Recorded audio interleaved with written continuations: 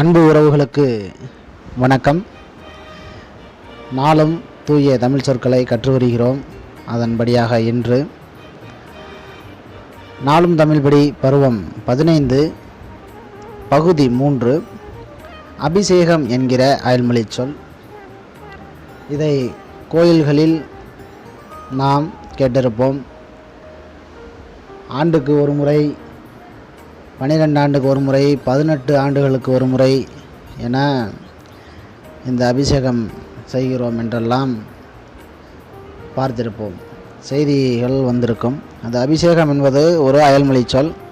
அதை தவிர்த்துவிட்டு திருமுழுக்கு, திருநீராட்டு என்கிற தூய தமிழ் சொற்களை பயன்படுத்துவோம்.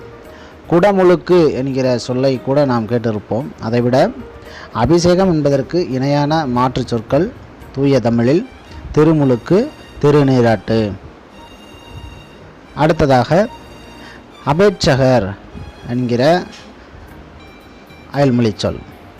இதை தமிழில் வேட்பாளர் என்று சொல்லலாம். இந்த அபேட்சகர் அப்படிங்கிறது அதிகமாக பயன்பாட்டில் இல்லாத சொல் தான். ஆனாலும் ஒரு சில செய்தித்தாள்களும் ஊடகங்களும் கூட இதை எழுதுகின்றன. மிக குறைவாக பயன்படுத்துகிறார்கள். எனினும் நாம் இது ஒரு அயல்மொழி சொல் என்பதை அறிந்து கொள்வோம். வேட்பாளர் என்கிற நாம் அறிந்த சொல்லையே முழு உறுதியோடு பயன்படுத்துவோம். அடுத்ததாக அபேசு.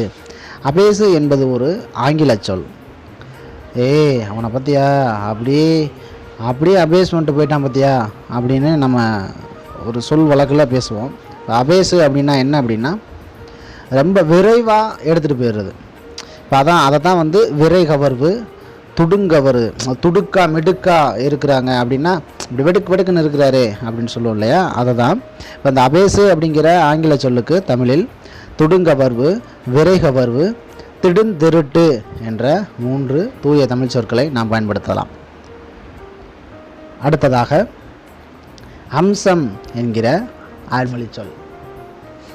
அந்த பொண்ணு ரொம்ப அம்சமாக இருக்குதுப்பா. இன்றைக்கி திருமண நிகழ்வுக்கு போயிருந்தேன். மாப்பிள்ளைக்கும் பொண்ணும் நல்ல அம்சம், 2 பேரும் அவ்வளோ அம்சமாக இருந்தாங்க அப்படின்னு சொல்லுவாங்க. இப்போ அம்சம் அப்படின்னா அது ஒரு கலை அப்படின்ற மாதிரி நம்ம பொருள் கொள்ளப்படும். அழகாக இருந்தாங்க அப்படிங்கிறத அதை கூடுதலாக மெய்கூட்டி சொல்கிறதுக்கு அந்த அம்சம் அப்படின்னு சொல்லுவாங்க. அதை இந்த கூறு, பிரிவு, அழகு, பொருத்தம் என்ற சொற்களை நாம் சொல்லலாம். இப்போ இது நம்ம சொல்லுவோம், அந்த ரொம்ப அழகாக இருந்தாங்க அப்படின்னு சொல்லுவோம். பொண்ணு மாப்பிள்ளை நல்ல பொருத்தம் அப்படிங்கிறது அதிகமாக பயன்பாட்டில் உள்ள சொல்ல தான்.